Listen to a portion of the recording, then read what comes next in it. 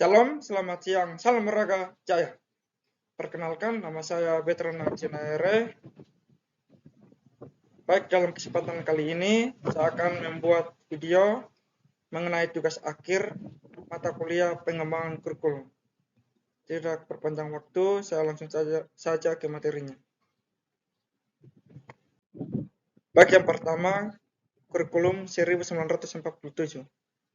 Kurikulum 1947 merupakan kurikulum pertama yang lahir pada masa kemerdekaan, lebih tepat yaitu lahir setelah 2 tahun kemerdekaan dengan menggunakan istilah dalam bahasa Belanda, Leerplan, yang berarti rencana pembelajaran. Kurikulum 1947 di Indonesia pada saat itu masih dipengaruhi oleh sistem pendidikan kolonial Belanda dan Jepang, sehingga hanya meneruskan yang pernah digunakan sebelumnya. Kurikulum 1947 yang berjalan saat itu dikenal dengan sebutan Rencana Pembelajaran 1947 dan baru dilaksanakan di sekolah-sekolah pada tahun 1950. Asal pendidikannya ditetapkan oleh Pancasila di dalam kurikulum 1947 hanya memuat 2 hal pokok saja, yaitu daftar mata pelajaran beserta jam pelajaran dan garis-garis besar pengajarannya. Kelemahan dalam pembelajaran mengarah pada pola pengajaran penjajahan karena masih dalam masa penjajahan kolonial Belanda dan Jepang. Kelebihan mencerminkan kesadaran sebagai bangsa yang berdaulatan dan menduduk pendidikan sebagai faktor terhadap memperkokoh negara Indonesia melalui persatuan dan kesatuan untuk mengusir penjajah Jepang. Yang perlu dikembangkan dari kurikulum ini yaitu membina karakter, kemudian pendidikan, kemerdekaan bernegara dan bermasyarakat. Yang kedua, kurikulum 1952. Rencana pembelajaran terurai atau kurikulum 1952 merupakan kurikulum di Indonesia yang berlaku sejak tahun 1952. Pembentukannya sebagai penyempurnaan dari rencana pembelajaran 1947 atau kurikulum 1947. Ciri khas dari kurikulum ini adalah menggunakan kehidupan sehari-hari sebagai bagian dari materi pembelajaran yang disusun dalam rencana pembelajaran. Kekurangan, sayangnya kurikulum ini belum bisa menjangkau seluruh wilayah Indonesia, karena pola yang dimiliki kurikulum tersebut baru mengarah pada sistem nasional saja. Kelebihannya, kurikulum ini juga sudah bisa mengarah pada sistem pendidikan di Indonesia secara nasional, meskipun masih belum bisa merata hingga ke pelosok daerah. Berdasarkan kekurangan yang terdapat dalam kurikulum 1952, hal yang perlu diperhatikan atau dikembangkan adalah dalam hal kurikulum harus bisa menjangkau seluruh Indonesia. Kurikulum ini harus bisa dikembangkan bagian visi dan misi agar guru bisa kreatif dan inovatif untuk mengajar siswa. Selanjutnya, kurikulum 1964. Kurikulum ini bercirikan bahwa pemerintah mempunyai keinginan agar rakyat mendapat pengetahuan akademik untuk pembekalan pada jenjang SD. Di tingkat pendidikan dasar, penekanan lebih pada pengetahuan dan kegiatan fungsional praktis. Tujuannya adalah membentuk manusia Pancasila sejati dengan muatan materi pembelajaran yang bersifat teoritis. Kelemahan dari kurikulum 1964 bahwa pemerintah mempunyai keinginan agar rakyat mendapat pengetahuan akademik untuk pembekalan pada jenjang SD, sehingga pembelajaran dipusatkan pada program Pancarwadana, ditekankan pada upaya untuk membentuk manusia Pancasila sejati, kuat dan sehat jasmani, mempertinggi kecerdasan dan keterampilan jasmani, moral, budi pekerti, dan keyakinan beragama. Kelemahan kurikulum 1964 adalah masih sentralistik, sistem masih diatur oleh pusat pemerintah, jadi setiap satuan pendidikan tidak dapat mengatur sistem pendidikannya secara mandiri atau pelajarannya hanya 5. Kurikulum ini sudah sangat baik, tetapi masih banyak hal yang harus diperbaiki dan semua banyak hal juga yang harus dipertahankan. Selanjutnya, kurikulum 1968.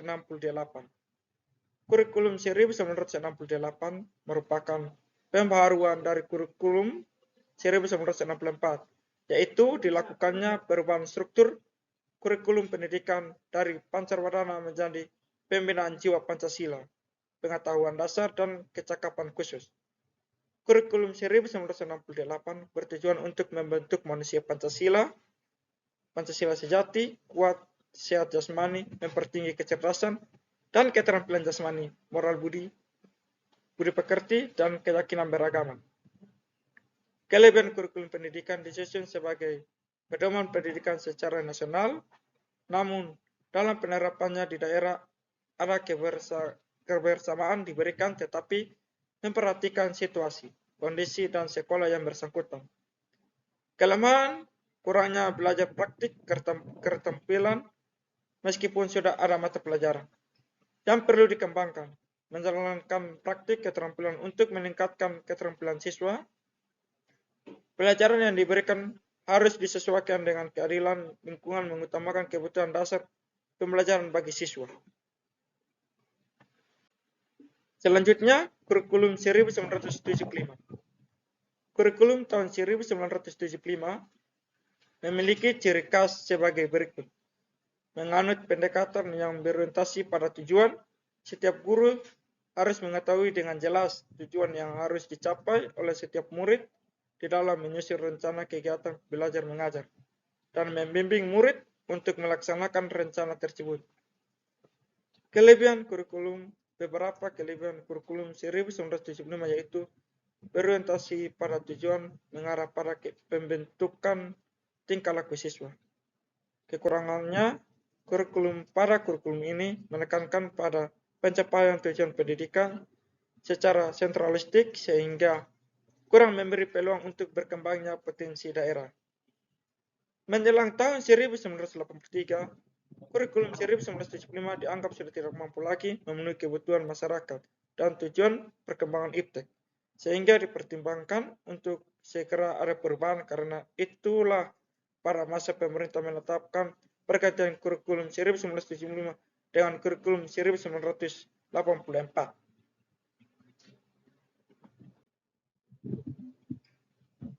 Kurikulum 1984 yaitu menggunakan pendekatan proses, di samping itu juga kurikulum menggunakan orientasi menggunakan pada tujuan. Kurikulum 1984 menyusun proses skill obrol. Metode pembelajaran menggunakan konsep CBSA, atau dengan kata lain siswa menjadi subjek dalam pembelajaran. Karena siswa diberikan kesempatan untuk aktif secara fisik, intelektual, dan emosional. Keunggulan kurikulum 1984. Kurikulum ini memuat materi dan metode yang disebut secara rinci sehingga guru dan siswa mudah untuk melaksanakannya. Kelemahan kurikulum 1984. Banyak sekolah kurang mampu menafsirkan CBSA, yang terlibat adalah suasana gaduh di ruang kelas. Lantaran siswa berdiskusi di sana, di sini ada tempat gambar dan yang menyolok. Yang perlu dikembangkan yaitu kebutuhan peserta didik secara individu sesuai dengan minat dan bakatnya, serta kebutuhan lingkungan.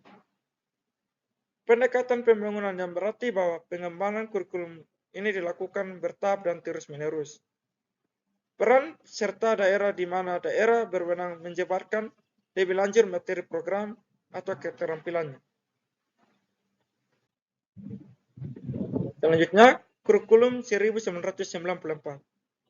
Kurikulum 1994 bersifat populis, yaitu yang memberlakukan satu sistem kurikulum untuk semua siswa di seluruh Indonesia. Kurikulum ini bersifat kurikulum inti sehingga daerah yang khusus dapat mengembangkan pengajaran sendiri, disesuaikan dengan lingkungan, kebutuhan masyarakat sekitar. Kelebihan kurikulum: penggunaan strategi yang melibatkan siswa aktif dalam belajar, baik secara mental, fisik, dan sosial. Pengajaran dari hal yang konkret ke hal yang lebih abstrak. Dari hal yang mudah ke hal yang lebih sulit. Dari hal yang kompleks ke hal yang konkret. Kelemahan kurikulum yaitu aspek yang dilakukan atau dikedepankan dalam berikut kurikulum 1994 terlalu pada dan banyak konsep pengajaran satu arah dari guru ke murid. Beban belajar siswa terlalu berat karena banyaknya mata pelajaran dan banyaknya materi atau substansi pada setiap mata pelajaran. Yang perlu dikembangkan dari kurikulum 1994 yaitu beban belajar siswa terlalu berat karena banyaknya mata pelajaran dan banyaknya materi atau substansi setiap mata pelajaran. Materi pelajaran dianggap terlalu sugar karena kurang relevan dengan perkembangan berpikir siswa dan kurangnya bermakna karena kurangnya dengan aplikasi kehidupan sehari-hari. Selanjutnya, kurikulum 1999. Apakah kurikulum 1999 hanya dibuat oleh kaki tangan birokrasi?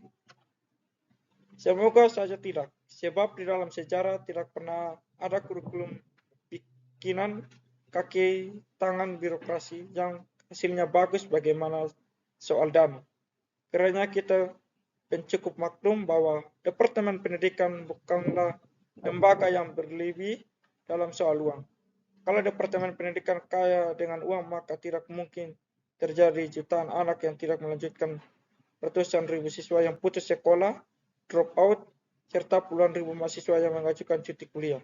Sekarang ini kita sudah memiliki Undang-Undang UU Nomor 22 Tahun 1999 tentang pemerintah daerah serta UU Nomor 25 Tahun 1999 tentang pembinaan keuangan antara pemerintah pusat dan daerah. Menurut kedua UU, ini daerah kabupaten yang sekarang disebut kabupaten dan daerah, kota yang sekarang disebut kota madya, memiliki otonomi di berbagai bidang sekaligus, yaitu meliputi bidang pekerjaan umum, kesehatan, pendidikan dan kebudayaan, pertanian, perhubungan, industri dan perdagangan, penanaman modal, lingkungan hidup, pertahanan, koperasi, dan tenaga kerja. Kurikulum berbasis kompetensi KBK tahun 2004. Kurikulum 2004 atau lebih dikenal dengan KBK, kurikulum berbasis kompetensi adalah perpaduan antara pengetahuan, keterampilan, nilai serta sikap yang ditunjukkan dalam kebiasaan berpikir dan bertindak. Beberapa aspek yang terkandung dalam kurikulum ini yaitu pengetahuan yang untuk dilakukan proses berpikir, pemahaman peserta didik, keterampilan yaitu dalam hal melakukan tugas yang diberikan nilai sikap, minat dan artian bahwa bagaimana siswa cenderung melakukan suatu tindakan atau perbuatan untuk mempelajari mata pelajaran. Ada 4 kompetensi dasar yang harus dimiliki siswa sesuai dengan tuntutan kurikulum ini yaitu kompetensi akademik, yaitu peserta didik harus memiliki pengetahuan dan keterampilan dalam mengatasi tantangan dan persoalan hidup. Kompetensi okupasional artinya peserta didik harus dilakukan kesiapan dan mampu beradaptasi terhadap dunia kerja. Kompetensi kultural artinya peserta didik mampu menempatkan diri sebaik-baiknya dalam sistem budaya dan data nilai masyarakat. Kompetensi temporal, yaitu peserta didik menjalani kehidupan sesuai dengan tuntutan perkembangan zaman. Kelebihan kurikulum mengembangkan kompetensi peserta didik adalah pada setiap aspek mata pelajaran dan bukan pada penekanan penguasaan mata pelajaran itu sendiri. Dalam kurikulum dan hasil belajar sudah disusun, padahal indikator sebaiknya disusun oleh guru karena guru yang paling mengetahui tentang kondisi peserta didik dan lingkungan.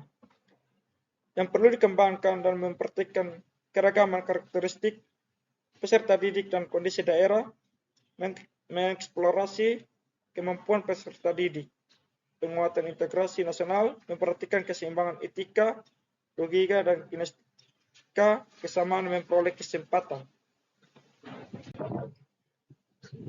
Selanjutnya, kurikulum tingkat kesatuan pendidikan 2006. Tingkat satuan pendidikan KTSP merupakan kurikulum operasional yang disusun dan dilaksanakan oleh masing-masing satuan pendidikan dengan memperhatikan dan berdasarkan standar kompetensi serta kompetensi dasar yang dikembangkan oleh Badan Nasional Pendidikan atau disebut BNSP untuk mewujudkan kurikulum yang sesuai dengan kasarnya atau karakteristik, kondisi, potensi daerah, kebutuhan dan permasalahan daerah.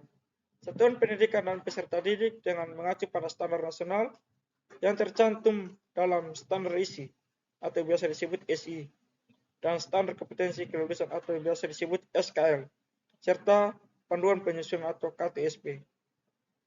Ciri KTSP yaitu berorientasi pada disiplin ilmu, berorientasi pada pengembangan individu, mengakses kepentingan daerah, merupakan kurikulum teknologis. Kelebihan KTSP mendorong terwujudnya otonomi sekolah dalam penyelenggaraan pendidikan. Kekurangan KTSP, kurangnya SDM yang diharapkan mampu menjabarkan KTSP pada kebanyakan satuan pendidikan yang ada. Yang perlu dikembangkan dari KTSP, perlu adanya pelatihan terhadap siswa sebelum menerapkan KTSP supaya guru memiliki keterampilan dalam mempelajari kurikulum ini. Kurikulum 2013. Pada tahun ajaran 2013-2014, tepatnya sekitar pertengahan tahun 2013, diimplementasikan secara terbatas pada sekolah perintis, yakni bahwa kelas 1 dan kelas 5, kelas 4 untuk tingkat sekolah dasar, kelas 7 untuk SMP, dan kelas 10 untuk jenjang SMA. Sedangkan pada tahun 2014, kurikulum 2013 sudah mulai diterapkan di kelas 1 sampai kelas 5, sedangkan untuk SMP, kelas 7 dan kelas 9, dan SMA kelas 10 dan kelas 11, kelas 12. Kurikulum 2013 memiliki 4 aspek penilaian, yaitu aspek pengetahuan, aspek keterampilan, aspek sikap, dan perilaku. Karakteristik pengembangan kompetensi beriman serta menerapkan dalam berbagai situasi di sekolah dan masyarakat. Tujuan kurikulum 2013 yaitu mempersiapkan manusia Indonesia agar memiliki kemampuan hidup sebagai pribadi dan warga negara yang beriman, produktif, kreatif, inovatif, dan efektif, serta mampu berkontribusi pada kehidupan bermasyarakat, berbangsa, dan bernegara, serta unsur keagamaan untuk membentuk siswa yang berkarakter. Kelebihan kurikulum siswa lebih dituntut untuk aktif, kreatif, dan inovatif dalam setiap pemecahan masalah yang mereka hadapi di sekolah. Kelemahan banyak sekali guru-guru belum siap secara mental dengan kurikulum 2013 ini. Pengembangan keseimbangan antara sikap, spiritual, dan sosial, pengetahuan dan keterampilan, serta penerapan dalam berbagai situasi di sekolah dan masyarakat. Kurikulum darurat.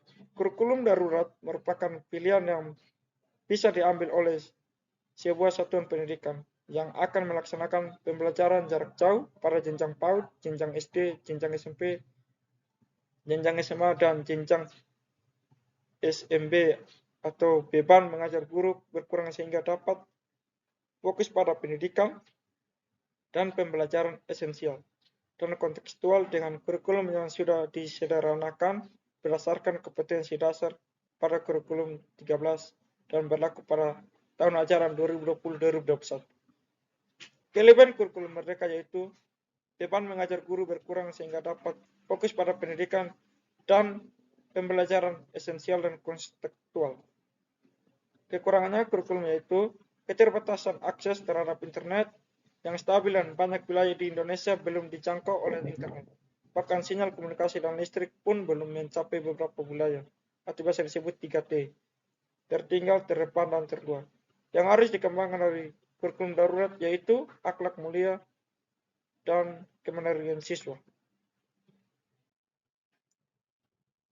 Kurikulum merdeka. Kurikulum merdeka belajar merupakan sebuah kebijakan yang dikeluarkan oleh Kementerian Pendidikan, Kebudayaan, Riset, dan Teknologi sebagai upaya pengembangan kurikulum dari yang sudah ada sebelum lahirnya kurikulum ini adalah hasil fenomena pandemi COVID-19 yang menyebabkan proses pembelajaran mengalami banyak kendala sehingga memberikan dampak yang cukup signifikan bagi satuan pendidikan. Kurikulum merdeka belajar dilakukan dengan lebih fleksibel dan berfokus pada materi esensial dan pengembangan karakter peserta didik. Karakteristik kurikulum merdeka belajar dilakukan dengan lebih fleksibel dan berfokus pada materi esensial dan pengembangan karakter peserta didik. Kelebihan kurikulum materi yang disampaikan dan dipelajari menjadi lebih sederhana, mendalam dan berfokus pada materi esensial. Hal ini tentu membuat peserta didik dapat belajar secara lebih dalam tanpa diburu-buru oleh waktu. Kekurangan kurikulum masih perlu evaluasi dan pengkajian persiapan baru ini dinilai masing-masing belum matang. Maka dari itu perlu pengajian yang lebih mendalam agar penerapan efektif dan tepat. Terima kasih. Sekian video dari saya. Salam olahraga. Jaya.